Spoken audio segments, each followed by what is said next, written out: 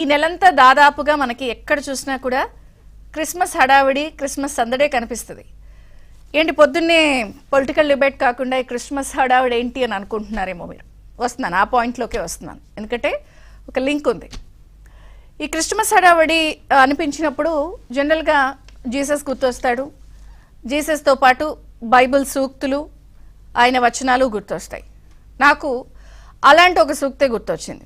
అదేమిటంటే బైబిల్లోని 6వ అధ్యాయం 23వ వచనం. అందులో ఏం చెప్తారంటే పాపానికి జీతం మరణం అని. మాట చాలా చిన్నగానే ఉంటుంది కానీ అర్థం చాలా పెద్దగా ఉంటుంది. అంటే ఇక మనం పాపాలు చేస్తే మరణమే అని సింబాలిక్గా చెప్పేటువంటి ఒక సూక్తి అనమాట.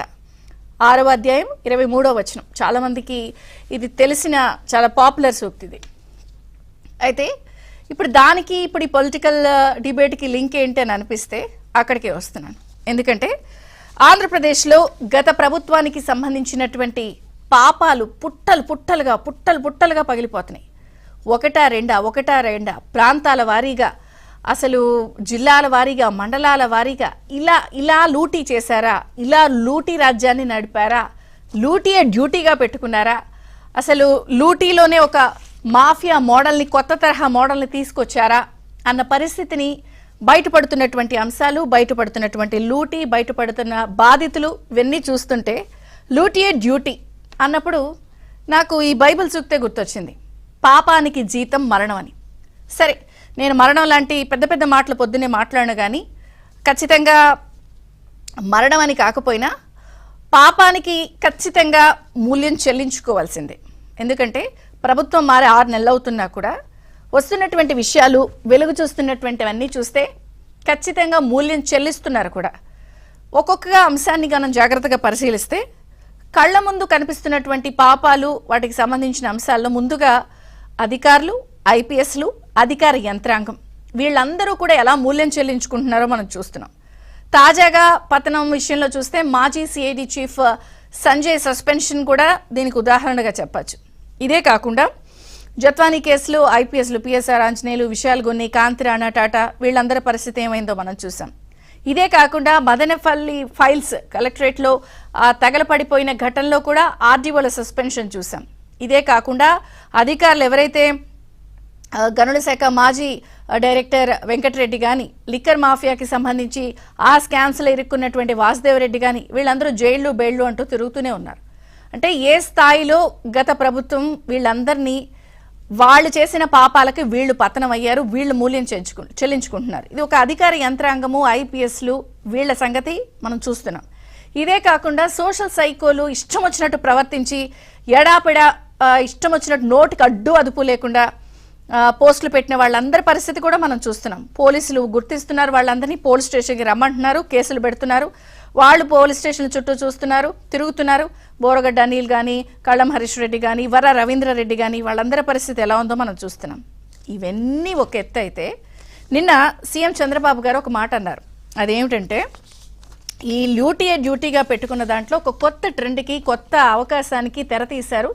అదేంటంటే పాయింట్ బ్లాంక్లో గన్ పెట్టి వాళ్ళందరికీ సంబంధించి ఆస్తులు లాక్కునే ట్రెండు, ఆస్తులు రాయించేసుకునే ట్రెండ్ని ఆంధ్రప్రదేశ్లో గత జగన్ ప్రభుత్వం తీసుకొచ్చిన అంశాన్ని కూడా సీఎం చంద్రబాబు గారు ప్రస్తావించారు.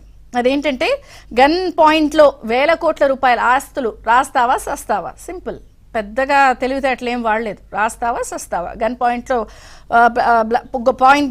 పాయింట్ బ్లాంక్లో గన్ పెట్టడం, ఆస్తులు రాయించుకోవడం. ఇంత అరాచకం ఎప్పుడు చూడలేదంటూ కూడా సీఎం గారు కోట్ చేశారు. అలాగే దానికి సంబంధించి పారిశ్రామికవేత్తలు వీళ్ళందరూ కూడా బయటకు వచ్చి తమకి జరిగిన అన్యాయాన్ని ఫిర్యాదులు ఇస్తున్నారు. సిఐడి నమోదు చేస్తోంది. ఎఫ్ఐఆర్లు మనం చెక్ చేస్తే వాళ్ళు ఇస్తున్న ఫిర్యాదులు కూడా మనం చూస్తున్నాం. ప్రధానంగా కూడా కాకినాడ సెడ్స్ పోర్టు విషయంలో పారిశ్రామికవేత్త కేవీ రావు ఇచ్చిన కంప్లైంట్ కూడా ఎంత సంచలనంగా మారింది అంటే దాదాపుగా 3000 కోట్ల రూపాయల వాట్ అని సబ్జెక్ట్ టు కరెక్షన్, అంత అమౌంట్ను ఒక 4094 కోట్ల రూపాయలకి రాయించేసుకోవడం, ఇవన్నీ కూడా చూస్తూ ఉంటే భయపెట్టి బెదిరించి అసలు ఒక లూటీయే డ్యూటీగా పెట్టుకున్న పరిస్థితి చూస్తున్నాం. ఇదే కాకుండా విశాఖ, కాకినాడపై ఒక ప్రత్యేక దృష్టి పెట్టారు వీళ్ళు. మళ్ళీ వెలుగు చూస్తున్న అంశాలు చూస్తుంటే వంతాడ గనుల్లో 89% వాటాను సొంతం చేసుకున్న అంశం బయటపడింది. అంటే ఏటా ఒక 180 కోట్ల రూపాయల సంపాదన ఒక టార్గెట్గా పెట్టుకుని మరీ లూటీ చేశారు.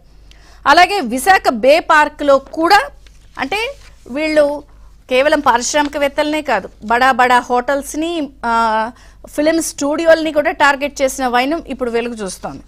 రామానాయుడు స్టూడియోలో భూముల వాటాకు కూడా వీళ్ళు ఒత్తిడి చేసినట్టుగా కూడా ఇన్ఫర్మేషన్ బయటపడుతుంది. ఎందుకంటే అప్పట్లో ఈ రామానాయుడు స్టూడియోకి 34.44 ఎకరాలని ప్రభుత్వం ఈ స్టూడియో డెవలప్మెంట్, ఫిల్మ్ మేకింగ్ విషయంలో వాళ్ళు కేటాయిస్తే దానిపై కూడా కన్నుపడి మీరు ఏం కట్టట్లేదు కాబట్టి ఖాళీ చేస్తారా, లేకపోతే అక్కడ లేఅవుట్లు వేసి ప్లాట్లు కట్టుకునేందుకు చేస్తారా అంటూ పెద్దలు చేసినటువంటి ఒత్తిడి అప్పుడు మనం చూసాం. ఇది బయటపడింది. అలాగే బే పార్క్ పూర్తిగా సొంతం చేసుకున్న అంశం.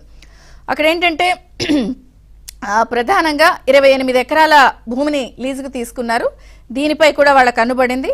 సో డెవలపర్లను బెదిరించి ప్రాజెక్టు కోసం బ్యాంకు నుంచి తీసుకున్న రుణాలు చెల్లించట్లేదు అనే కారణం చూపించి దాన్ని తీసేసుకున్నారు. ఇదే కాకుండా రాడిసన్ బ్లూ సగం వాటాని సొంతం చేసుకున్న పరిస్థితి. అంటే దాన్ని వేరొకరికి అప్పగించారు. రామానాయుడు స్టూడియోలో ప్లాట్ల బేరం అంటే పారిశ్రామికవేత్తల్ని, హోటల్స్ని, స్టూడియోల్ని, భూముల్ని, ప్రైవేట్ ఆస్తుల్ని, పోర్టుల్ని, సెజ్జల్ని ఒక లూటియర్ డ్యూటీగా పెట్టుకుని అధికారులతో వీళ్ళన్నీ చేయించి వాళ్ళను బలి చేసి ఇప్పుడు మళ్ళీ పైగా ట్వీట్లు ఒకటి, వీరిని ఇలా ఇష్టం వచ్చినట్టు మాట్లాడుతున్నారు. అసలు బాధితులు బయటకు వస్తున్నారు, బాధితులు బయటకు వచ్చి ఫిర్యాదులు చేస్తున్నారు. అసలు ట్రాన్సాక్షన్ ఎలా జరిగింది, ఎలా కబుర్లు వచ్చాయి, ఎవరు ఫోన్ చేశారు, ఈ ప్రధానంగా సిఐడి దూకుడుగా కూడా వ్యవహరిస్తోంది. కాకినాడ పోర్టు సెజ్ విషయంలో కూడా కేవీ రావు ఇచ్చిన వాంగ్మూలం నేపథ్యంలో కూడా A1 విక్రాంత్ రెడ్డిని అరెస్ట్ చేసి విచారించే అవకాశం కూడా కనిపిస్తుంది. పోనీ ఇవన్నీ ఒక ఎత్తు అయితే సొంత చెల్లెలు షర్మిల గారు కూడా కృష్ణపట్నం పోర్టు విషయాన్ని పదే దాన్ని కూడా మీరు దృష్టి పెట్టండి గవర్నమెంట్, ఇవన్నీ కాదు అది కూడా చాలా పెద్ద తతంగం అని ఆవిడ మాట్లాడుతున్నారు. ఈ నేపథ్యంలో అందుకే నాకు ఈ బైబిల్ సూక్తి ఇవన్నీ గుర్తొచ్చింది. 6వ అధ్యాయం 23వ వచనంలో పాపానికి జీతం మరణం అని. సో మరణం కాకపోయినా కూడా మూల్యం చెల్లించుకునే పరిస్థితి స్పష్టంగా కనిపిస్తోంది. ఇవే కాకుండా ఇంకా చాలా మంది పారిశ్రామికవేత్తలు కూడా బయటకు వచ్చే అవకాశం ఉందనేది ఇప్పుడు ప్రధానమైన చర్చ. ప్రధానంగా డిస్టిలరీల విషయంలో కూడా ఇలాంటి తతంగమే జరిగింది అని చెప్పుకుంటున్నారు.